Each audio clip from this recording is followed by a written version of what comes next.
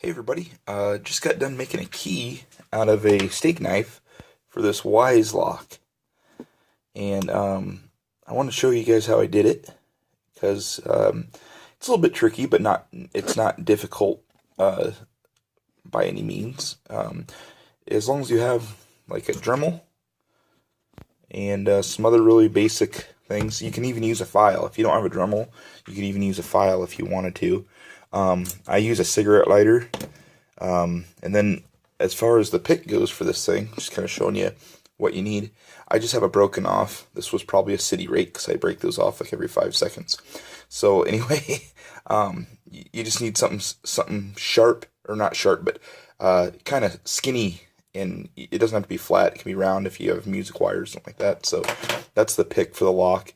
And then you need some Scotch tape and some of this metal putty. And this is kind of optional. I'll show you why here in a second. But anyway, it's metal putty, and I'll show you how all this stuff put together will come out with, you know, whatever you use as a working key for a Wise lock. So show you this works. So yeah, so that's it right there. So let's get started. Show you how to do it. And I'm not going to do any of the filing or anything like that, but I am going to show you step by step how it's done. So first thing you have to do is you have to pick open the lock. And to pick open the lock, Bosnian Bill did a really good video. Inside of here are concentric circles. You can kind of see it's like a target going into like a bullseye. And all you have to do, what happens is you push down on those with you know, anything sharp and pointy, or just really small, anything you can fit in that keyway, and you just as you're tensioning it like this, like this is how I tension it. He puts his in a vise. I can't pick in a vise for some reason, but anyway, I'll push my thumb that way, and I'll push my finger kind of towards me, and that's how I tension it.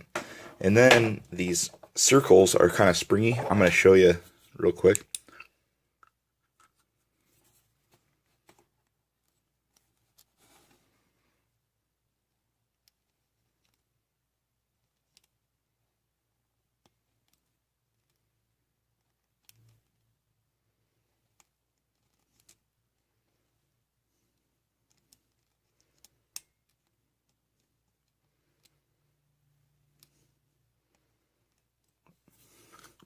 But yeah, see, you'll keep getting it deeper and deeper. It's not really a false set. It's actually just the circles line up, and then you have to line them up a second time. So I'll keep picking up this. I'll probably speed this up, but if you want to see it in slow-mo, check out Bosnian Bill's video on it. He does a really good job of explaining it, and he shows how to do it really well.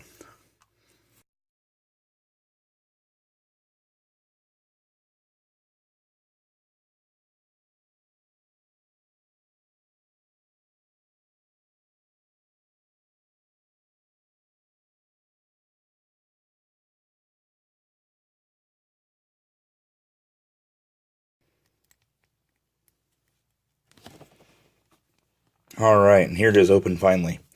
Kind of tricky when you're picking over the camera, but it's not really that difficult when you're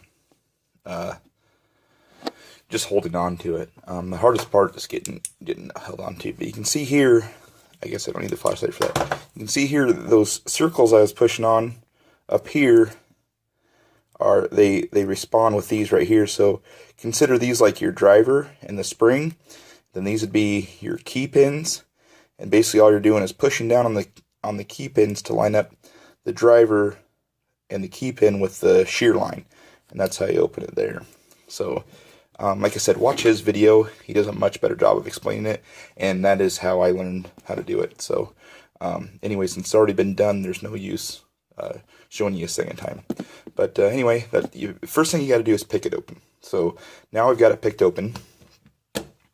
And now we've got we can find out what our bitting is, because these are kind of like lever locks in the sense that they will stay lined up. The bitting will stay lined up if when you leave it open. So now, since knowing that is the case, I'm going to use my tool that I use for picking and impressioning lever locks, and I'm using right now in this 7, and these are 18 gauge finishing nails, and I believe they're 2 inches or 2.5 inches long. And all I'm going to do with this, I'm not going to pick it open with this. I'm just going to try to get the best relief possible, basically the best impression possible of the bitting of the key. And like I said, now that we have it opened, we have all the circles are lined up how they're supposed to be to open it, so they're just laying flat against the shear line. So now I'm going to take this and get a good impression. I'm just going to put that in there. Like I said, you got to use 7, and basically you're just trying to fill the entire keyway up so you know you're hitting all your marks there. So you just put it in there, and sometimes I wiggle it. And I'll do this a couple times to make sure I get the right impression. But anyhow, so there's our bitting on our key. And basically you want to keep doing that until it looks, the bitting on these is always symmetrical. So if it comes out, both sides are the same. So if it comes out and you know this one's sticking up longer or something like that, you know you didn't get a good impression. So then you just want to start over. Like I said, you just line one side up and you go in there. And like I said, once it comes out pretty symmetrical, it's pretty safe to assume that you've got the correct bitting. And you can see here the bitting on these two, there's not very much difference on. So it's pretty important that you keep that like that when you go on to the next point. So there's a couple things you can do. You can work with it from here, but what I like to do is I like to create a temporary key using this setup here, just to make sure that when I go to transfer the bitting from my reading here to whatever I'm making my key out of, that I'm actually making a key out of it, and I don't have to come clear back and start over from scratch when I lock it back up. So you can see here, what I do is I take this metal putty, and it's a 2-part metal putty. It comes in a tube like this, and I've used it in a few other videos, but just in case, what it is you got the black and the silver, and then you mix it up until it turns kind of a dark gray, and you just knead it with your fingers. You cut off a little piece. I usually use about a 1/2 inch worth. Cut that off with a razor blade, nice and straight and flat, and you just knead that up in your hands until it becomes a putty. And then I flatten it out, and then see how these nails are nice. They have little grooves in them to grab onto wood or whatever. Well, I smash that putty into those grooves all the way around, and then I just kind of form it into some kind of manageable shape of a key. So that's going to be our temporary key. Like I said, this step is optional. I recommend doing it, but if you don't have access to this putty or you don't want to use it, then you can still get a good impression with this, and then you can go on to the next step, which is getting the bitting off of here. Which this key will work. I mean, this is a working key now. So I mean, once your putty dries, you can take it out of your wood, and I mean it'll unlock the lock no problem. So you've got a working key at this point. So now, a lot of people aren't happy with that, though. They want to go on to having an actual key, especially, you can see these nails are real flimsy, so they can bend, and it's not a very durable key, or they can pull this way and stuff like that. So now what you want to do is you want to transfer your bitting onto whatever you're going to make your key out of. In this case, I made my key out of a steak knife, a stainless steel steak knife. But for this demonstration, I'm going to do it with these pieces of bandsaw blade that I got from my brother. He replaced his bandsaw blade and let me have the old one. So I cut it up in little pieces. It's pretty thick, so it makes a nice key. Some keyways it might be too thick for, but for this one it works great. And so what I do is, from here, is I measured the width of the keyway on the lock, and then I used that to kind of lay out my key here to make a blank, if you will. So I came in here, I traced these out in here, kind of draw some lines, cut it off, X that out, because I'm going to remove that material and make a blank. And so that's where we are here. I removed the material. You can use you can use a Dremel. I use a Dremel cutting wheel, or I'll use this stone grinding wheel. But basically, this is what it's going to look like. This is a blank now. This is essentially a working blank. It's sturdy. It's durable. I mean, it's going to be as durable as any blank for these keys as you're going to get. And like I said, you can make it out of anything that you want to. That'll fit. That's the width. The width has to be able to go into the keyhole or the keyway. So now at this point, now we have to get this bitting cut into this. So there's a lot of different ways you can do this, and this is the easiest way that I've found. I've seen people who measure these each height with calipers, and then they painstakingly they draw them out and put those cuts in there and all that stuff. I'm not that patient. I'm not that good with the tools, so I take a shortcut. So what I'll do is I will take the key, the temporary key I made, and you can see I've done it once already. But you take a lighter, what you do, and you can see there's kind of a little bit of residue on there, but it's not as bad as it could be. But you just take a lighter and you light it. And I quit smoking, I think 2 years ago, so I just found this in one of my drawers. But you light it, and you can see there it's starting to get black. And you can also use a dry erase marker, like if you're in an office setting, you're doing this on break or something like that. You don't want to pull out a lighter in the break room or something like that. But what you just want to do is blacken everything on that to make it. It's a layer of soot, is what it is. So you're putting this lighter's dying. I've used it twice now. But anyway, so now you got a layer of soot on there. But anyhow, you can see what it looks like now with that layer of soot. And like I said, you can use a dry erase marker or anything like that. So to get that soot off, what I do to transfer it is I take a piece of clear Scotch tape. You don't need very much, about an inch or so. Just needs to be wide enough to fit across here. And I'll try to get this as best as I can, but you just, without moving it very much, you just stick that tape to it. And I feel it's a little warm. Your best bet is to set it aside for a couple minutes, let it cool down, just to make sure that you're not melting the tape and getting that distorted relief, or rubbing, I guess is what this would be.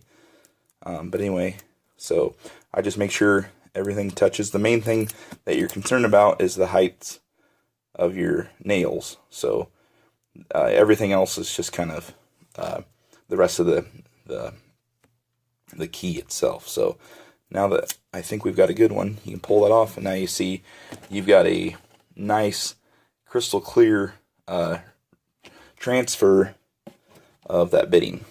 So now you've got the bitting here. You can take your blank that you made, rough blank. This doesn't have to be perfect by any means. And I'm doing this through the camera, but you want to put this on here. You want to lay this on here as straight as possible. And like I said, I'm doing this through the camera, so I'm going to kind of, if it gets blurry, I'm sorry, but I'm going to kind of try to do this the best I can. So, and to save yourself some time, if you line up the tops of the very highest cuts with the top of the material you're working with, there we go. It's pretty decent. That's going to be a lot less for you to work to do. So if you had these cuts line up, down here or something like that, you'd have to remove all that material. But now you can see, I know it's hard to see because I kind of burnt that, but now you can see you've got your cuts all marked off, the heights and everything. And what I'll do at this point is I'll cut all around this, so it just just the face is stuck to the blank here, and then I'll remove as much material as safely as I can with the Dremel. So I'll take these corners out, or if it has a really low cut in the middle, I'll take the middle out and leave the high ones on the side. And then I'll come back in, I'll get real close to my lines, but then I'll come back in with my file. Now, if you're cutting with a Dremel on this, and it heats up and it starts melting your tape, and it starts distorting your relief or the outline you have of your bitting, don't panic. Just pull that off.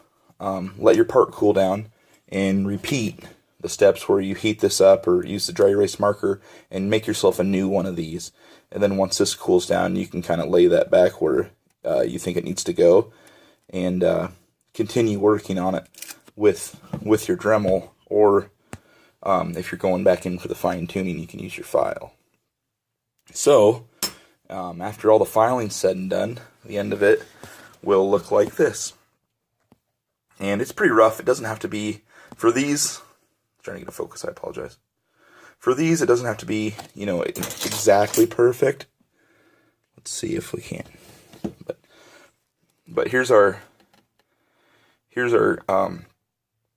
reading on our, you know, for lack of a better term, our depth finder, or our depth measurement.